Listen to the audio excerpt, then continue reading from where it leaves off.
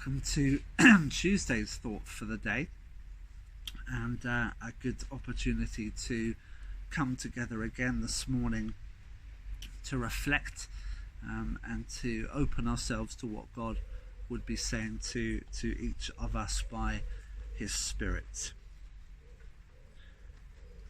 Romans 13, verse 12 in the NIV says, "The night is nearly over, the day is almost here."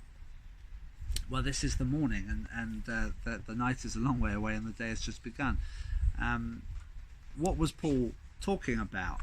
Was he being literal? Was he saying, well, where I am, it's almost the end of night time and the day is almost here? Was he writing this letter just before sunrise? Are we to applaud Paul for his early morning devotions? Or was Paul talking about something different? Already, but not yet. We are living between the already and the not yet. Jesus has already rescued us from the punishment of sin. We are forgiven and free. But the world is still broken.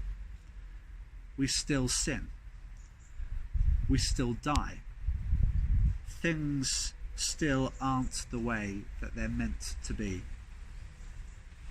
One day, but not yet, Jesus is coming back again. Not as a baby this time, but as a king. The king of the whole world. There will be no more tears or sickness or dying. Even the trees will sing for joy. While we wait, God wants us to remember sin, sickness, tears, death, they won't last. They will come to an end. But joy, love, life, and you, those things are forever. I remember those words in Revelation, the end of Revelation, about there will be no more mourning or crying or pain or death, for those way of things has passed away, and behold, the one who sits on the throne says, I am making all things new.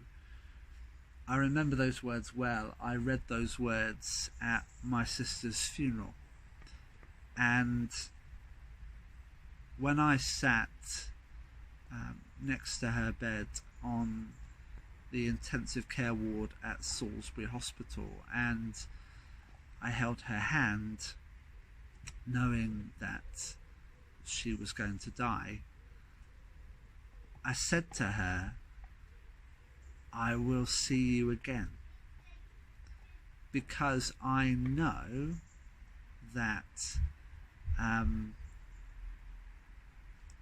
sickness and death and pain are, yes, a reality of this life. I know that well, but they aren't meant to last, because a better day is coming. A better day is coming when God makes all things new, when God renews the face of the earth, and in that world, in that reality, all of those things which hurt us and break us and hold us captive will be gone, and we can live in the hope of that day, but not yet. That's the not yet. But we know that the not yet will come because of the already, because Jesus has already paid the price. Jesus has already rescued us from sin and death. Jesus has already shown us that love will have the last word. This is something that I say often when I take a funeral, that this is not the end, that death does not have the last word. We are destined not for a hopeless end, but an endless hope. And today, as we begin this day, I pray that yes, you might understand and know the reality of life around you, that as Christians we're not called to live in a cave somewhere and be blind to what's really going on in life. That you might be aware of that, but that you might know that those difficult moments, those painful moments in life, they are temporary. They will pass away because of what Jesus has done. The not yet is coming. He is coming. And that when he comes, everything will change. Everything will be put back to the way that God intended it to be, with love and life and peace and joy and freedom as the pillars of that new reality. But I pray that you might know that breaking into your life this day. And may God bless you. And I look forward to talking to you again tomorrow.